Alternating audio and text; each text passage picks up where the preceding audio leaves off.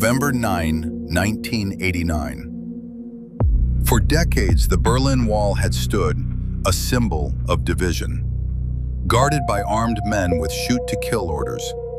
But on this night, something extraordinary happened. Not a revolution, not a plan, but a series of desperate choices that brought it all crashing down.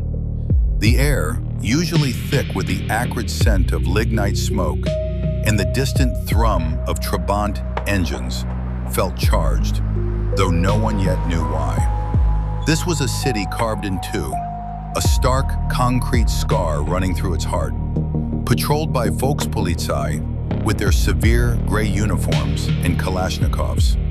The wall wasn't just a barrier, it was a psychological weapon, a constant, chilling reminder of a world split by ideology. And tonight, that weapon was about to fail. The catalyst for this seismic shift was a drab, late-afternoon press conference in East Berlin. Günter Schabowski, a mid-level party official, fidgeted under the glare of television lights. He was tired, unprepared, and holding a piece of paper he'd barely glanced at. The room hummed with the low chatter of journalists, the click of camera shutters, the stale smell of cigarette smoke clinging to the flocked wallpaper. He was meant to announce a minor bureaucratic change to travel regulations, easing restrictions for East Germans. A concession, yes, but one carefully designed to maintain control. A pressure valve, not an explosion. Little did he know he was about to ignite something far beyond his control. The air was thick with unspoken tension, a quiet hum before the storm. Then came the question, sharp and unexpected, from an Italian journalist. When does this come into force? Schabowski, caught off guard, fumbled with his papers. He hadn't been briefed on the implementation details. His eyes scanned the text, searching for an answer that wasn't there. The air thickened. The journalist leaned forward, sensing something amiss. He mumbled, immediately, without delay.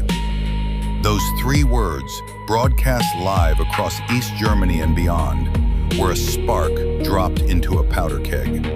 They weren't a policy, they were an accidental declaration of freedom, echoing through apartments where families huddled around flickering television sets, disbelief etched on their faces.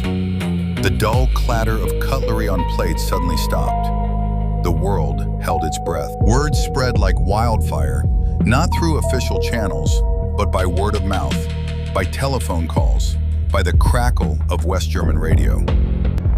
Within an hour, the first trickle of people began to arrive at the Bornholmer checkpoint, one of the main crossings between East and West Berlin. Harold Jaeger, the commanding officer there, was a career border guard, a loyal party man. He had no orders, none. The phone on his desk, a heavy black Bakelite relic, remained stubbornly silent. The crowd outside grew, their chants of, "Open the gate," growing louder, their faces illuminated by the harsh yellow glow of the streetlights. The smell of their breath, a mix of cheap tobacco and nervous excitement, permeated the cold November air.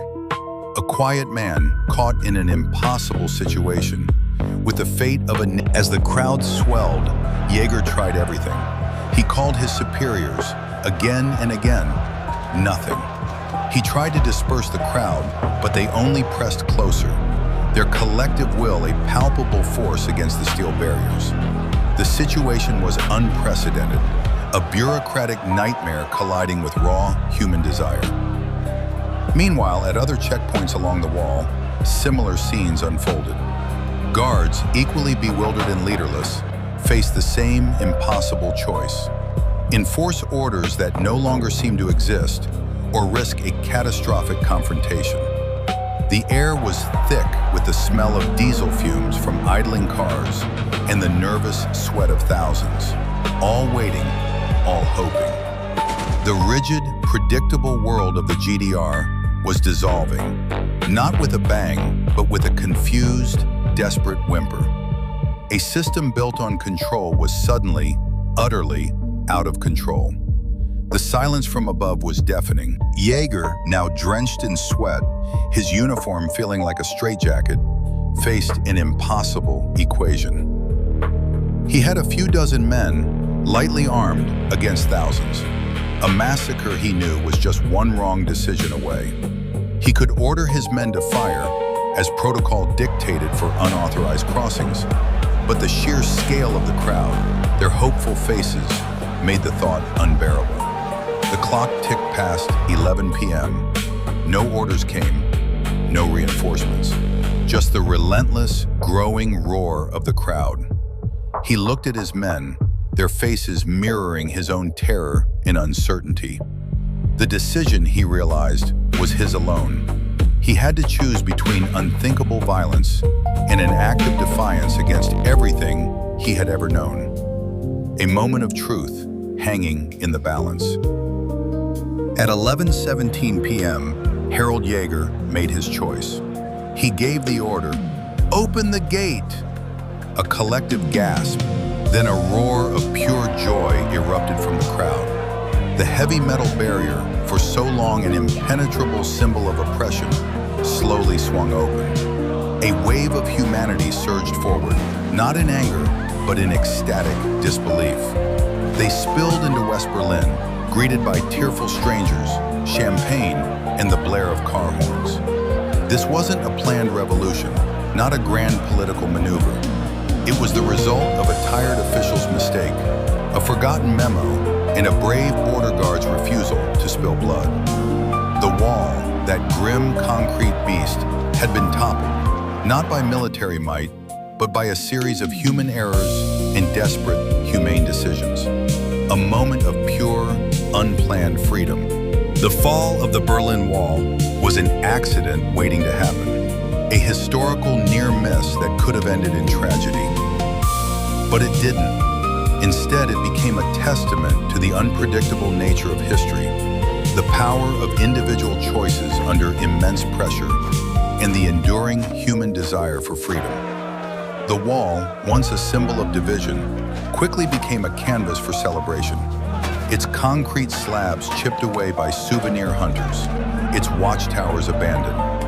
The world watched, stunned, as a symbol of the Cold War crumbled, not under siege, but under the weight of an unexpected, unplanned, and utterly human moment.